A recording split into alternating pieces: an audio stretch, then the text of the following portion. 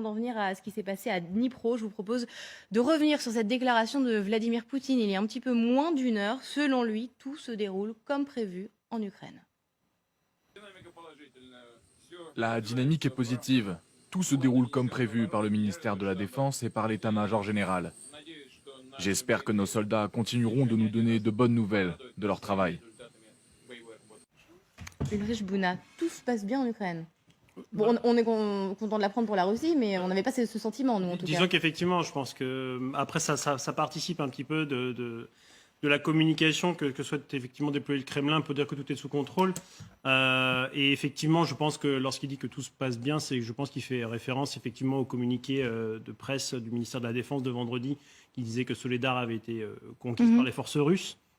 Mais effectivement, après, au-delà de ce discours de façade, il ne faut quand même pas oublier qu'il a changé son chef d'état-major de l'opération militaire en Ukraine pas plus tard qu'il y a quelques jours. Donc on voit bien qu'effectivement, il y a quand même quelques ratés et que le plan initial de prendre le pays en 3 jours. Il reste quand même chef d'état-major, Valéry Gerasimov. Oui, tout à fait. C'est juste qu'il est en plus commandant voilà, de l'opération spéciale. Tout à fait, mais en fait, il a changé le chef d'état-major de l'opération spéciale.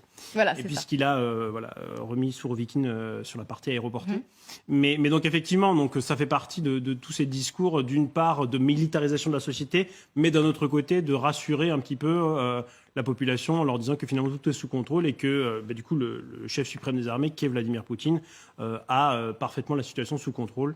Puisque c'est un petit peu aussi, ça fait partie un petit peu de son playbook de communication vis-à-vis du peuple, disant qu'en tant que, entre guillemets, bon père du peuple, il a toutes les situations sous contrôle. Et il dit, je le cite, j'espère que nos combattants vont encore nous ravir plus d'une fois avec leurs résultats militaires. Patrick Martin-Genier, ça fait un moment qu'on n'a pas vu de résultats militaires probants du côté de la Russie. Alors certes, il y a Soledar, pour l'instant Soledar n'est pas encore tombé officiellement dans le giron russe.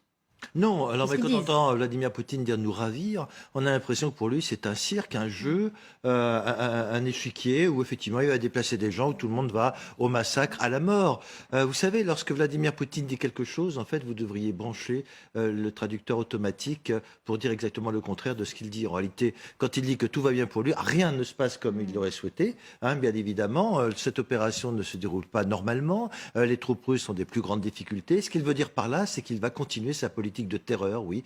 Il va continuer à détruire les infrastructures énergétiques critiques, il va continuer à terroriser la population et ça, effectivement, ça s'inscrit dans la continuité. Il ne reprend pas sa politique de terreur, il la continue et donc, effectivement, il veut dire par là aussi qu'il va continuer à mobiliser des troupes parce qu'on sait qu'il doit augmenter la conscription jusqu'à 30 ans et donc mobiliser éventuellement jusqu'à 1 500 000 hommes. Donc, il est en train de nous dire qu'en réalité, il va continuer sa stratégie et qu'à aucun moment, il n'a envie d'arrêter son intervention en Ukraine. Nathalie Schrin et puis Michel Polakoa. Oui, on le savait. On sait que la Russie ment, elle a toujours menti, elle continuera à mentir. Ça ne veut pas dire que les Ukrainiens n'étaient pas prêts à une guerre longue. On s'en doutait un petit peu.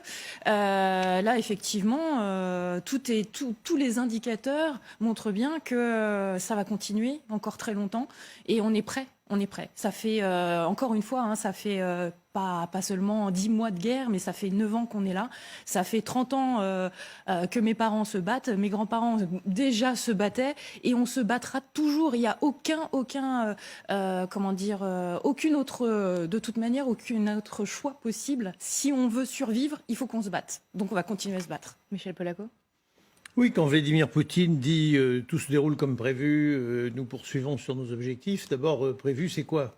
Oui. Parce qu'à la base, ce qui était prévu, c'était une blitzkrieg en 3 jours. Donc, voilà. bon. Oui, enfin, ça, c'est ce que nous, on croit. Ouais. Parce que, vous savez, à la guerre, on ne développe pas ses plans publiquement et on ne publie pas un bouquin au début pour dire voilà comment les choses vont se dérouler, si vous voulez. Donc, c'est pas comme ça que ça se passe. Donc, depuis 10 mois, 11 mois, presque maintenant, on imagine un certain nombre de méthodes, de projets, de stratégies de la part de Vladimir Poutine.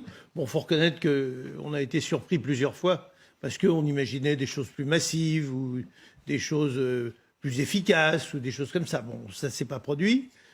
Pour l'instant, on assiste à une guerre d'un type relativement ancien qui est essentiellement une guerre d'artillerie avec de temps en temps quelques tirs de missiles un peu modernes et l'utilisation de drones.